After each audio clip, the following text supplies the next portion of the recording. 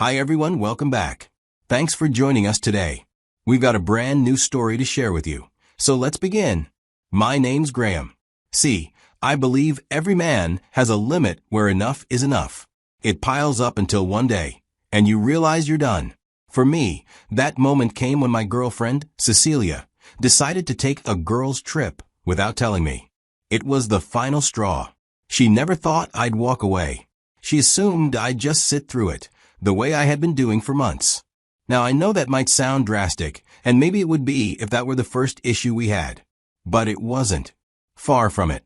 So, to make you understand how I got to this point, why I chose to leave without warning, I need to take you back to how it all started. Because this didn't happen overnight. So, here's the whole story. Cecilia and I were together for a little over 5 years. From early on, I was upfront with her about one key thing. I wasn't interested in getting married legally. My reason wasn't out of fear of commitment, like people often assume. It was deeper than that. I've seen too many situations go south, and it always gets worse when the legal system gets involved.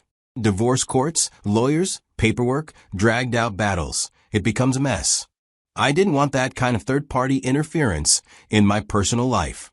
If a relationship ended, I wanted it to end with dignity, not court summonses and property disputes. At first, Cecilia pushed back a little. She asked questions and tried to understand why. She made a few arguments here and there about commitment, about security, about the future. But when she saw that I wasn't budging on it, she didn't make it a war. Eventually, she said something I held on to for a long time. She told me she loved me, and she didn't want to lose me over something like legal paperwork. She said that what mattered most to her was that we loved each other, and that we were building something real. In her words, a piece of paper wasn't going to define our relationship. And I respected her for not walking away from me, because of my beliefs. I loved her for that. And speaking of Cecilia, she was what most people would call the full package. Beautiful, no doubt, but also intelligent. Socially, she was always active. She had friends from every walk of life, and people gravitated toward her. She is always planning something, always going somewhere, and she has her own things going on. To me, we were a strong pair. Two people with different views on some things, but united in how we felt about each other. Or, at least, that's what I believed in the beginning. At around the 3-year mark in our relationship, Cecilia was going through a bit of a rough patch in her career. She was in between jobs, trying to make a switch from her old role into something new, and the uncertainty was clearly stressing her out. She wasn't the type to openly ask for help, but I could see it. She needed some kind of stability, a bit of breathing room to land on her feet. We'd been dating for a while by then, and I felt responsible in a way. So I suggested we move in together. At the time, my apartment wasn't much better space-wise, especially not for 2 people. So we went out, searched for a place together, and ended up leasing a bigger apartment. We signed a joint lease, put both our names on it. Living together also meant we had to be more intentional about our finances. We started combining some expenses. Nothing was strictly formal, but it became a habit. I naturally fell into the role of the planner. Cecilia, on the other hand, was more on the spontaneous side. She liked to go with the flow, and while that could be fun sometimes, it also meant I was usually the one making sure we weren't overspending or missing important payments. I didn't mind it too much. I figured we were just balancing each other out. On the surface, everything looked good. We felt like a proper couple building a life side by side. But it wasn't long before I started to notice things. And at that point, I wasn't ready to admit something might be off. I just thought we were adjusting, growing. Turns out, I was giving the benefit of the doubt more often than I should have. When we weren't living together, it was easier to let stuff slide. If she went out with her friends or took weekend trips, I could shrug it off. But once we were under the same roof, everything felt a little more exposed. Now, I'm not the controlling type. I wasn't out here telling her to stay home or change who she was overnight. But I did expect that once we decided to live together, there would be some shift in priorities, some kind of adjustment that reflects that we were building a life together. But with Cecilia, it started to feel like she never really moved past that baddie phase. You know, the one where every weekend is booked with parties, girls' nights, or random out-of-town getaways. And look, I get it. People have their ways of unwinding. And I'm not anti-fun. But this wasn't just a once-in-a-while thing. It was starting to become a pattern. Almost every weekend. At first, I felt it wasn't worth bringing up. But over time, it started eating at me. There's a difference between being in a relationship and living like you're single with someone else in the house due to the person's prolonged absence. So, one morning, I finally decided to say something. I called her and I told her, look, I know we're not married, but this is still a committed relationship. And I'm not comfortable with how often you're out partying or doing all these girls' weekends. It doesn't feel right. I figured if this relationship was going to work, communication had to be part of it. To her credit, she didn't blow up or get defensive in that moment. She listened quietly, and after a pause, she said she hadn't realized it bothered me that much. In her eyes, it wasn't that serious. But, she added, if it was affecting me, she'd try to put some control on it. She said she loved me, and she didn't want me feeling like I came second to a good time. And I believed her. I remember thinking, all right, maybe we just hit our first real bump, but we handled it like adults. For a while after that, I felt reassured, and that gave me hope that we were on the same page after all. Those next few months felt peaceful. We had our typical little misunderstandings, but nothing major. Just the usual couple stuff. It wasn't perfect, but it felt like we had found a rhythm. I remember thinking, okay, maybe this could really last. But that's the funny thing about peace. It's often the calm before the storm.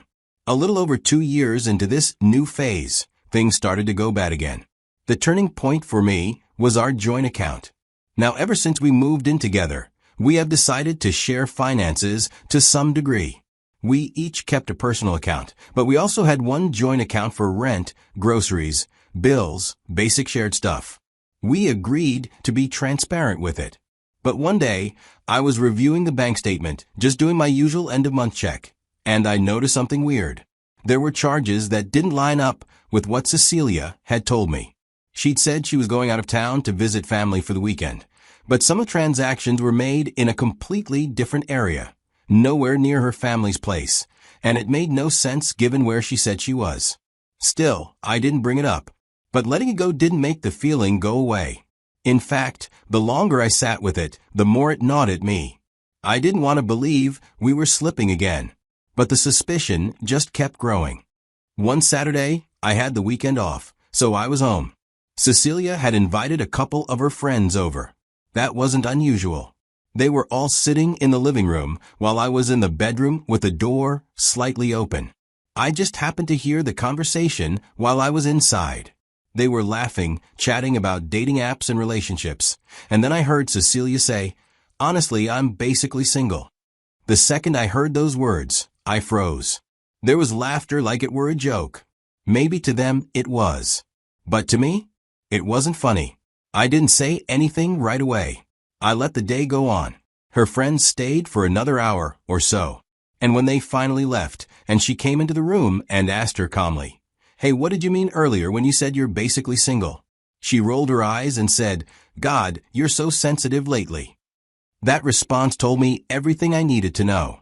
That was how she saw our relationship. That night, I didn't argue. From that point on, it was like we couldn't have a simple conversation without it turning into a full-blown argument.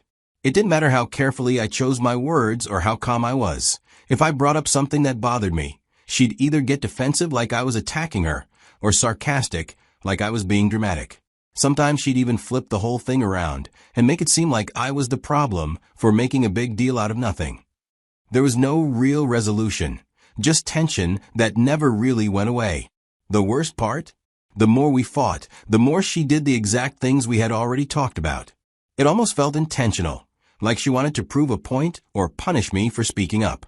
If we fought about her disappearing for hours without saying where she was going, then the next week she'd leave the house again and not tell me anything at all. If I said I wasn't cool with her partying every weekend, she'd go out and stay out even later. It was like she took every disagreement as a challenge. How far could she push before I finally broke? And I'll admit this, after a while, I just stopped bringing stuff up. I got tired. Arguing wasn't getting me anywhere. Trying to have adult conversations didn't help. So I started holding it all in, thinking maybe if I didn't push so hard, she'd see the effort and meet me halfway. But that was a mistake. Saying nothing didn't keep the peace. It just gave her more room to do whatever she wanted without consequence. Sometimes she'd leave for the whole night, and I'd just be sitting there wondering if she was okay, or worse, wondering who she was with. And when I did ask, I'd get vague excuses like, oh, I stayed at a friend's, or it was too late to drive back. But there was never a heads up beforehand, never any consideration. I want to be clear here, this wasn't about control. I didn't need to monitor her every move. I just wanted respect, communication, and basic relationship courtesy. But the more I stayed silent, the more invisible I became in my own home. So I came home from work one Tuesday evening, but the apartment was quiet. At first, I didn't think too much of it. Cecilia usually beats me home by a good hour or so, but sometimes traffic happens. I changed out of my work clothes, got a drink, and waited. 30 minutes passed. Still no sign of her. I checked the time again. An hour gone. Still nothing. I sent her a message. Where are you? 30 minutes later, she finally responded. She said she took a leave from work to have a girls' trip, that it skipped her mind to tell me because I was busy. The logic didn't hold. Nothing about that message made sense. Not the timing, not the tone, not the excuse. It didn't add up, and more than anything, it didn't feel respectful. How do you forget to mention a trip to your live-in partner? Someone you share space and life with? That was it for me. It became crystal clear. This is who she is. And I finally accepted that I didn't want to do this anymore. I didn't want to spend another month, another week. Hell, not even another day, trying to convince someone to treat me like I mattered. I took a breath and typed back one last reply. I won't be here when you get back. I wish you the life you're chasing, but I'm not waiting around to be a backup plan. She responded, confused. What do you mean? But I didn't reply. I had already said everything I needed to say. For once, I didn't let her draw me into another round of emotional back and forth. That night, I packed up everything I owned. Anything that had my name or my energy attached to it, I took it. I didn't leave a single item behind for her to use as an excuse to contact me again. By the next morning, I had moved out. I went straight to the leasing office and applied to remove my name from the lease. I cut off her contact, blocked her on everything. She tried reaching out. A new number popped up on my phone later that week. You're really just leaving? Then we can talk. But I didn't respond because I meant what I said. I was done. So, a few days go by. I knew the date she was supposed to be back from her little girl's trip. She called me that evening with another new number, probably right after unlocking the door and realizing what had happened. I didn't know it was her, so I picked, but when I heard her voice, I ended it. She called back, but I let it ring. Then she called again, and again. I didn't answer. She moved from calls to texts. Same number. The first message said, "You're really just leaving?" Then another one followed. "We can talk about it." I looked at the screen for a while. I just felt done because everything I had to say, I had already said. I blocked the new number and went on with my evening. And that's where I'm at now. I know some of you watching might be thinking, why didn't you at least give her a final conversation? A proper ending. But here's what I'll say. Sometimes people mistake your silence for cruelty when it's actually mercy. When someone shows you over and over that your peace doesn't matter to them, eventually, you choose it for yourself. Quietly. So what do you all think? Was I wrong to leave like that? If you were in my shoes, what would you have done? Let me know in the comments.